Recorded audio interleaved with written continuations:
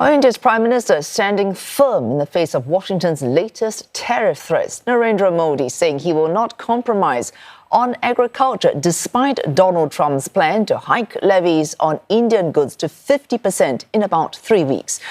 Washington slapping a 25% levy in addition to an existing 25%, citing India's continued purchase of Russian oil, accusing New Delhi of aiding Moscow's war in Ukraine. The US also demanding access to India's agricultural and dairy market, and Mr. Modi refusing to risk alienating local farmers, even in the interest of reaching a deal with Mr. Trump. साथियों, हमारे लिए अपने किसानों का हित सर्वोच्च प्राथमिकता है।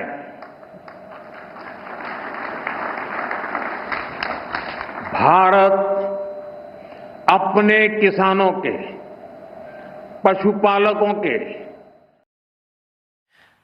The US president touting billions of dollars in revenue from tariffs, with revised rates taking effect at 12:01 a.m. Thursday Eastern Time.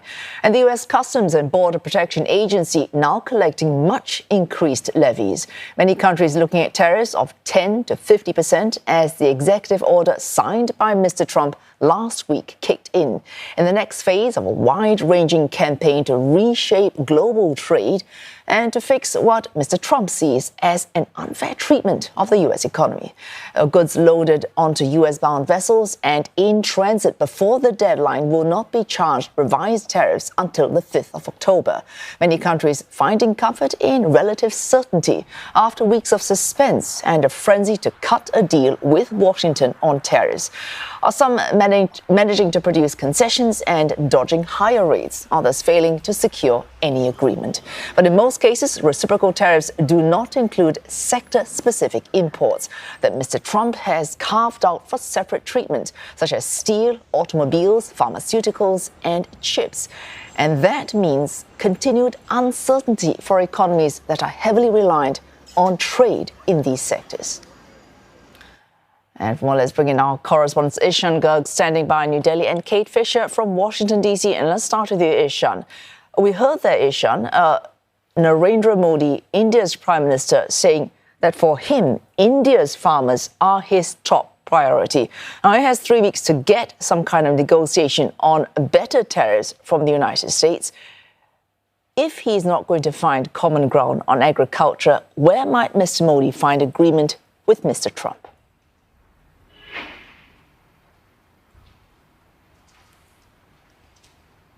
Well, that is the million-dollar question, because right now it remains unclear whether these 25% tariffs on top of the 25% that were imposed as reciprocal tariffs, if they are actually tariffs on India for continuing to trade with Russia, buying more Russian oil, or if this is just a pressure tactic by the US to get India to commit to a trade deal that is more favorable to Washington. Now, that is the question that political pundits in New Delhi are asking. They are pointing out to the fact that even though China has been purchasing a lot more Russian oil, it has not been singled out by the United States, but New Delhi has been. This, of course, comes at a time when both sides have been negotiating a trade deal. Washington and New Delhi have been negotiating a trade pact for past several months, and one of the sticking points has been US demanding entry for its own farm goods, for its own dairy imports to come into India. Now, political experts here would say that India could make some concessions on this front, but it's not politically viable for Prime Minister Narendra Modi's government to make a lot of concessions on this front, because these are the sectors that employ some of the most vulnerable people in the country. So there is the question of protecting their livelihoods, but these are also some of the biggest voting blocs in the country, so it can have some political backlash as well. We understand that US trade negotiators are going to arrive in New Delhi later on in August, and these issues and a lot more will be on the table when they get down to discuss things. But with the kind of language that President Donald Trump has used for India, the kind of terse criticism that we are seeing, that certainly casts a shadow over whether a US-India trade deal is now possible at all. Oh, Ishan, another area in which Mr. Trump has been very hard on India about is Mr. Trump's his perception of India's support for Russia by buying Russian oil. And that's the explanation for the extra 25% in levies. News confirmed by India's National Security Advisor that President Putin might pay a visit to India later this year. So those two drawing together, could this impact negotiations between India, US, and its ties with Russia?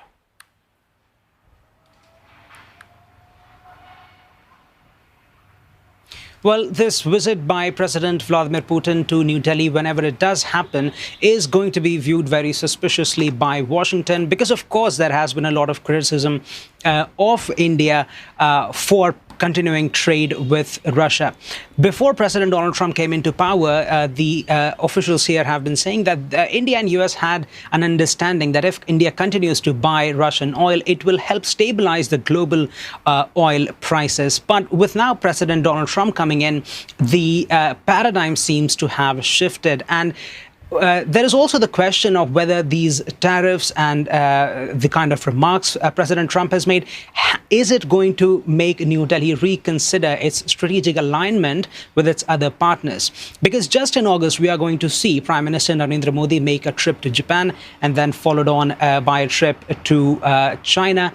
And then potentially towards the end of the year, we are going to see Vladimir Putin coming here to New Delhi. So analysts say that this might be an opportunity for India to take another look at its strategic alignment, potentially look at its eastern partners a lot more than its western partners. This is, of course, going to complicate ties between New Delhi and Washington, but it might in the end become a question of what is New Delhi willing to give up on the negotiating table to make a trade deal happen and potentially keep its ties with Washington happy as well.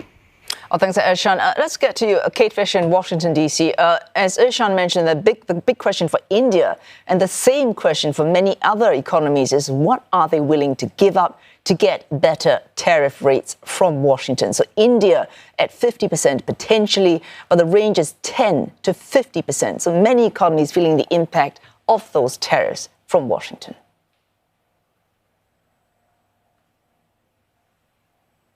Yeah, it's having a huge effect across the world. Those tariffs, as you say, been implemented now for just over 8 hours. One of the key Southern Asian economies that is going to have to deal with this is Japan, of course. There is still so much uncertainty over what is happening with tariffs with them because the deal that was forged between the two countries doesn't appear to have been written down, and therefore Japan is unsure about when it's expected to get the lower levies on, for example, its auto sector, a key sector for Japan. It was negotiated, the tariff was negotiated down to 15% on Japanese cars coming into the US. But as yet, they don't know when that is going to be implemented. That's having a huge effect already. Toyota saying that this year it will take a $10 billion hit because of tariffs, and it's already downgraded its profit forecast by 16% for the year. This lack of written confirmation causing more problems for Prime Minister Ishiba's already shaky administration there. Then you've got Brazil, where a huge 50% tariff has been implemented today. That's gone from 10% to 50%. President Lula da Silva says he is not going to speak to Donald Trump on the phone about this. He does not want to lower himself to that. So cabinet level talks remain between those two countries to try to sort that out. But also Brazil has referred it to the World Trade Organization. Its criticism is that this is not a trade issue, but that Donald Trump is trying to interfere in its domestic politics, because he said one of the reasons it's so high is because of the way that the Brazilian government is treating its previous president, Jair Bolsonaro, who was, of course, a big ally of Donald Trump's.